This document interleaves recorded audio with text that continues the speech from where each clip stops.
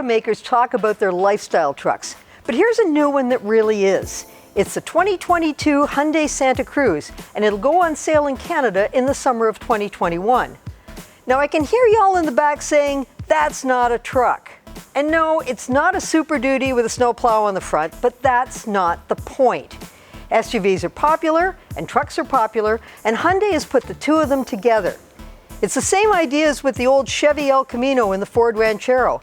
And I had one of those back in the day, and while it wasn't an actual truck, it was enough of one that it did all the trucky things I needed it to do, but with the comfort of a car. That's the idea behind the Santa Cruz. It shares its underpinnings with the redesigned Tucson, and they're both being built in Hyundai's plant in Montgomery, Alabama.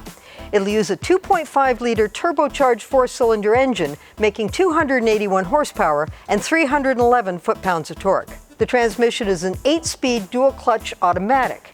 It's all-wheel drive, and while it'll send more power to the front wheels in normal mode, the sport setting will proportion more to the rear. There are drive mode settings for mud, sand, and snow as well.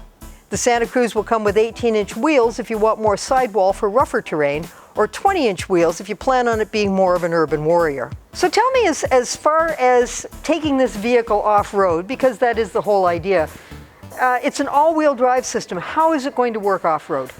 Yeah, so obviously in the execution, the capabilities required to do the maneuvers that people expect in this segment have been integrated in the vehicle. So from a chassis perspective, from an integration of the H-Track all-wheel drive system, which is an advanced all-wheel drive system that can manage torque from side to side as well as front to back, able to provide those capabilities. So whether it's some off-road conditions all the way through trailering, which we can do up to 5,000 pounds with the vehicle, as well as payload. We can accommodate up to 1,600 pounds of payload in the vehicle. So from an overall execution perspective, the capabilities have been pushed as much as possible to the extreme for this compact segment.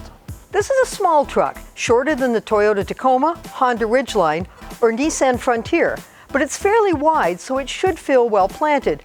Or at least we're guessing it will be, because this is just a look-see and we don't get to drive it yet.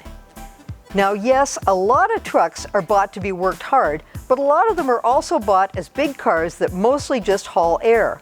The Santa Cruz will likely carry that same non-existent load most of the time, and it's the right size for getting around city traffic or in tight parking lots. When you do want to take it for camping or kayaking or whatever it is outdoorsy people do, you can load the bed with your stuff, which is likely more convenient than putting it into the back of an SUV.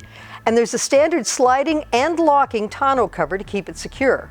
There's also storage inside the cabin under the rear seat, or you can hook a maximum of 5,000 pounds to the trailer hitch and away you go. Well, let's take a look back. I mean, this is the big thing, a Hyundai with a bed. Yes. So show me what this is all about. Let's have a look at the usefulness of this vehicle. Yeah, so when we think about Santa Cruz, it's a compact vehicle that offers an engaging driving experience. It's loaded up with safety, with technology, but as you mentioned, the open bed aspect is really the unique proposition. So all the way from access to the cargo area with multiple steps configuration to a tailgate system that's on a detented system, to a standard cargo tonneau cover that has multiple position or can be pushed all the way to the back. Obviously with the cargo area, it's important to be able to accommodate all kinds of different configurations with hook systems, sliding rail hooks as well. So you can imagine the accessory folks will have a field day with it, as well as hidden cargo capacity that's also lockable with LED lamp system that illuminates all around, with drain plugs as well as part of it. And of course, we know when we're looking for functionality, there's never enough storage. So on each side, we've got also additional storage area, including a 110 volt outlet for all kinds of capabilities added to the back. So all in all, a very compelling area in the back of the vehicle that provides the functionality that people are looking for in this segment.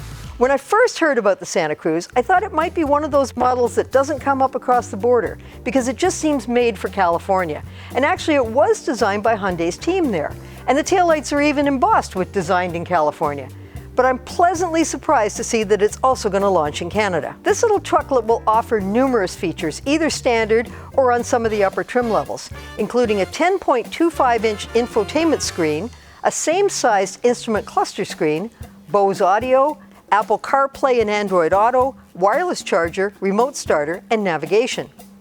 On the safety side, you'll get standard emergency front braking, lane keep assist, blind spot monitoring, and safe exit warning, which prevents you from opening up the door and nailing a cyclist who's coming up from behind. We haven't got pricing yet and won't until it's closer to launch, but Hyundai is usually really good about value, and I expect this little trucklet to do well for itself. It's likely going to be more fuel efficient than a body-on-frame mid-sized truck, and with all the comfort of a sport utility, but with a charming and funky look to it and the practicality of a bed in the back. After all, a vehicle doesn't have to be a full-size truck in order to get truck stuff done. For Driving.ca, I'm Jill McIntosh. And for more truck news and reviews, and SUVs too, be sure to visit us on Instagram and Twitter.